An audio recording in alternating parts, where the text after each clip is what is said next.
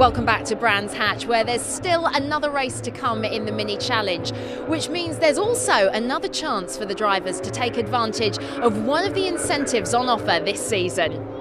The JCW class drivers have got the opportunity to win a full day test with 888 Racing in their touring car, give the drivers a real feel for the highest level of British saloon car racing.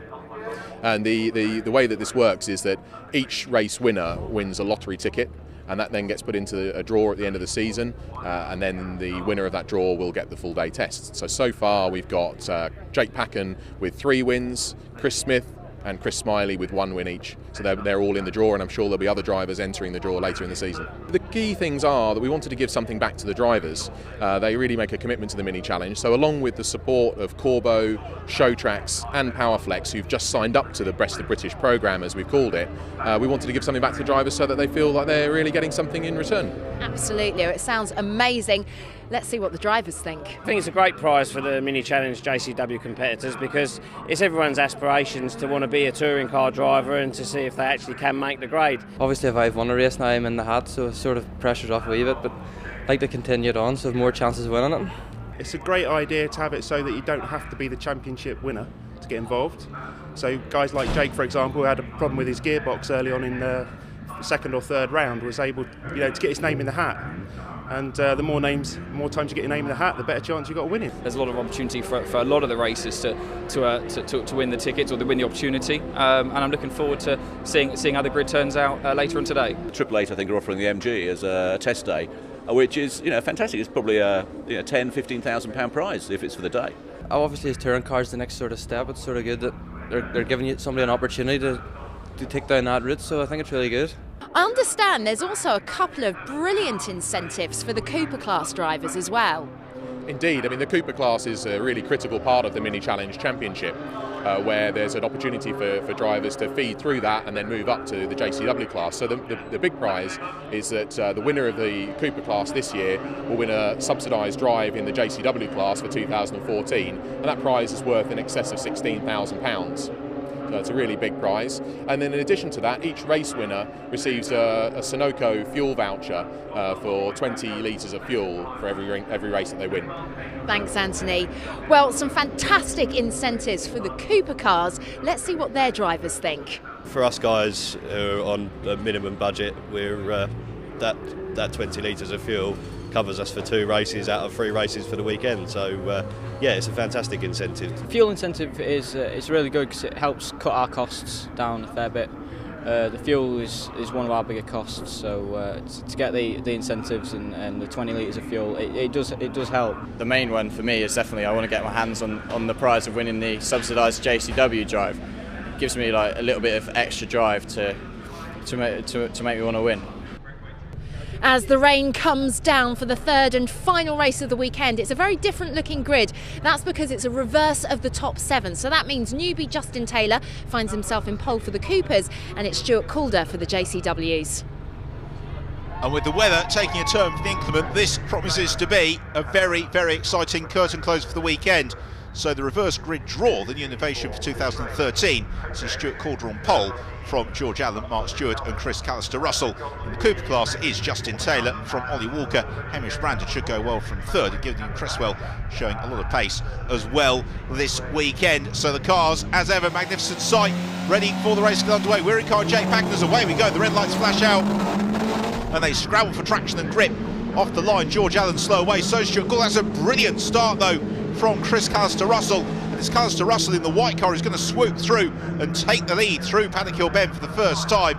Chris Smith also well away, and Jake Packen, there he is, number 13, and he dives between Lawrence Davey and as well Luke Corley. He almost tries to go as well between George Allen and Chris Smith. He very, very nearly succeeds in so doing as they come out of Druids. Unbelievably, Packen up into 2nd position by the time they arrive to Graham Hill Bend. George Allen just tipped slightly sideways from that. All very clean though in the JCW class. What about the Cooper class? And Justin Taylor just gets snagged by Josh Gollin, and around he goes. Very unfortunate there for Taylor, not his doing at all. He finds first gear though and gets on his way very promptly as Chris Callister-Russell tries to stretch his legs over Jake Packen in these early stages, with George Allen at the moment redoubtably holding on to 3rd position. from Chris Smith. Just about everybody else racing for fourth position. Stuart Calder has slipped down a little bit. He's just in behind Mark Stewart as he heads around Hawthorns. Conditions just as the drivers wouldn't want in the Coupe class. It's Ollie Walker who currently leads the way from Hamish Brandon and Gideon Cresswell. As we go in, Jake Packard, who gets two wheels on the grass out of Sheen, gets the inside line for Stirling, and through he goes into the race. At the moment it's looking very good for a clean sweep this weekend for Packard as we go in car for a replay of the moment that Josh Collin rather tagged Justin Taylor. Look at this train of cars surging through over the line. The fight for third position still headed by George Allen, who's doing remarkably well to see off the challenge of Luke Cordell, Chris Smith and Lawrence Davey.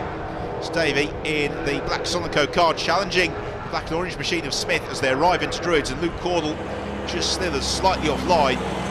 This damp track is making it really a voyage of discovery each and every lap for the drivers about where the braking points are. Lawrence Davey still trying to squeeze his way clear of Chris Smith at the moment, though Smith able to keep his nose in front, keeps his car in front. What about the Cooper class? Ollie Walker doing a job, good job at the moment from Hamish Brandon. We saw both of them on the podium at Snetterton, and then we've got Gideon Cresswell in the number 3 car for the back machine, just trying to settle into the slipstream behind Hamish Brandon as they will sprint along Cooper straight towards Surtees, and then out on to the legendary Grand Prix loop. Walker at the moment though, he's got that car in all the right places. George Allen likewise putting together a very strong defensive drive here. Lawrence Davey looking for space, but really there is none. Luke Cordell tries to turn across him. Slight biff in the door there for Luke Cordell. He gets pushed slightly wide, but he's going to have the inside line as they come out of Druids towards Graham Hill Bend. So Luke Cordell able to hold his place from Lawrence Davey. All the while though, this is preserving a very, very strong drive for George Allen. Lawrence Davey and Luke Cordell will be looking to challenge Allen if they can when they arrive into Surtees. Right through there, as we've got an emergency car coming onto the track, and the red flag just as Jake Packen came on towards Westfield Bend, and the reason for that is a big incident, or so it would appear, for Patrick Mortimer in the Team Scare Electrics car in the JCW class. Let's see in-car with Mortimer goes sideways through Clark Curve, and the car digs in the gravel, over it goes. They built these minis very, very strong, so Patrick, I'm sure, is fine for that. Unfortunately, it's not the first time he's been sideways in the JCW class. He did it at Donington last year, and with 16 minutes elapsed, that gives us the result and the win for Jake Packen from Chris Callister-Russell and Chris Smith, with Chris Smiley, Lawrence Davey and Mark Stewart completing the top 6 as the rain falls ever more steadily. In the JCW class, it's Jake Packen from Chris Callister-Russell and Chris Smith, and in the Cooper class, Shane Stoney was able to pick his way past Ollie Walker, who withstood the pressure from Josh Collin to complete the Cooper class rostrum. Well, a very hard weekend's racing is complete. The teams give the drivers a huge round of applause. The drivers enjoy the spoils of victory as the champagne flies on already sodden Brands Hatch rostrum.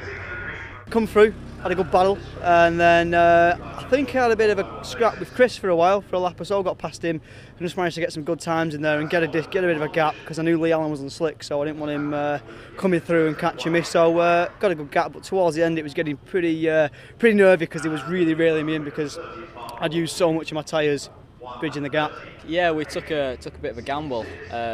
We stayed on the slicks while everybody else changed. And it was working for the first 3 or 4 laps where it was dry, but then it sort of kept raining and gradually getting slippier and slippier. But we sort of managed to hold on, and yeah, we came away all right. 7 races into the year. Let's have a look then at the championship standings, with Shane Stoney leading the way from Josh Collin, who's just 2 points clear of Chris Smith, and he's got Jake Packen as well snapping at his heels. Some interesting tactics from Shane Stoney with the tyres, but seem to pay off. And he's, of course, now got 6 out of 7 wins. Then there's Jake Packham, who's looking really, really strong. Can they both maintain their leads in the next round? Who knows? If you want to keep up to date with everything Mini Challenge, you can by going to our new website. There's also the smartphone app. Plus, you can follow us on Twitter and Facebook. We'll see you back here at Brands for the Mini Festival next time.